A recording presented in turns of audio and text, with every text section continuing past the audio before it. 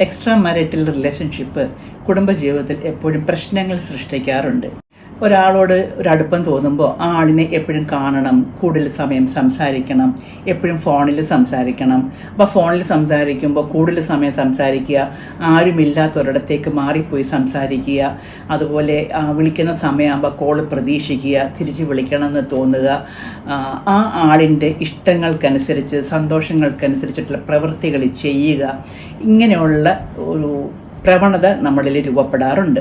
അതോടൊപ്പം തന്നെ അവരുടെ വ്യക്തിത്വത്തിലും അവരുടെ രൂപത്തിൽ അല്ലെങ്കിലും പ്രവർത്തനങ്ങളിൽ വേഷവിധാനങ്ങളിൽ ഒക്കെ കുറച്ചും കൂടി മെച്ചപ്പെടുത്താൻ ശ്രമിക്കും.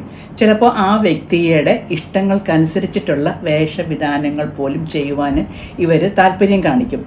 അതോടൊപ്പം തന്നെ ജീവിത പങ്കാളിയോടൊരു താല്പര്യക്കുറവ്, അവഗണന, ഇറിറ്റേഷൻ, പെട്ടെന്ന് ദേഷ്യം, അവരോടൊത്ത് സമയം ചെലവഴിക്കുന്നത് കുറയുക, അവരെന്തെങ്കിലും ചോദിക്കുമ്പോൾ എപ്പോഴും തിരക്കിലാണെന്ന് പറയുക, ഒരു ഒഴിവാക്കൽ, ഇങ്ങനെയൊക്കെയും ഉള്ള പ്രവണത രൂപപ്പെടാറുണ്ട്. അപ്പോൾ ഇതൊക്കെ കാണുമ്പോൾ മനസ്സിലാക്കണം നമുക്ക് അങ്ങനെ മറ്റൊരാളോട് ഒരടുപ്പം, ഒരു അറ്റാച്ച്മെൻറ്റ് രൂപപ്പെടുന്നു എന്നുള്ളത്.